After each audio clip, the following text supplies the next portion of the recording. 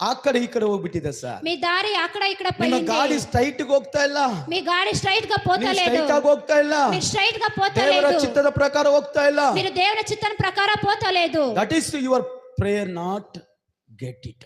మీ జీవితంలో ప్రార్థన జీవితం లేదు, ಅದಕ್ಕೆ ಪ್ರಾರ್ಥನೆ ಉತ್ತರ ಬರ್ತಾ ಇಲ್ಲ. అందుకే ప్రార్థనకి ಯಾಕೋಬ ఉత్తరం రావట్లేదు. ಹೇಳಲ್ಪಟ್ಟಿದೆ, యాకోబులో చెప్తుంది, ನಿಮ್ಮಲ್ಲಿ ಯುದ್ಧವು ಕಾದಾಟಗಳು ಉಂಟು, ನೀವು ಬೇಡಿದರೂ ನಿಮಗೆ ದೊರೆಯಲಿಲ್ಲ. మీ జీవితంలో కాదాటలు యుద్ధాలు ఉంటూ అయితే మీరు ಬೈಬಲ್ ವಾಕ್ಯ ಹೇಳ್ತಾ ಆತನ ಚಿತ್ತದ ಪ್ರಕಾರ ನಡೆದು ಆತನನ್ನು ಏನ್ ಬೇಡಿಕೊಳ್ತೀವೋ ಅದು ಆತನು ಕೊಡುತ್ತಾನೆ ಅಂತ ನಾವು ಬಲ್ಲೆವು. అతని చిత్త ప్రకారంగా మనం నడిచి ప్రార్థన చేస్తే అతడు అన్ని ఇస్తాడని మనం తెలుసుకుంటాము. ಹಲ್ಲೆಲೂಯಾ, హల్లెలూయా. ನೋಡಿ ಇಬ್ರಿಯರ ಪುಸ್ತಕ 10ನೇ ಅಧ್ಯಾಯ 36ನೇ ವಾಕ್ಯ ಹೇಳ್ತದೆ, ತನ್ನ ಚಿತ್ತದ ಪ್ರಕಾರ ನಡೆಯುವವರಿಗೆ ವಾಗ್ದಾನಗಳನ್ನ ತಡವಾದರೂ ಅದನ್ನ ನೆರವೇರಿಸುವ ದೇವರಾಗಿದ್ದಾನೆ. ಇಬ್ರಿಯ 10:36 ದೇವರ ಚಿತ್ತ ನೆರವೇರಿಸುವುದಕ್ಕ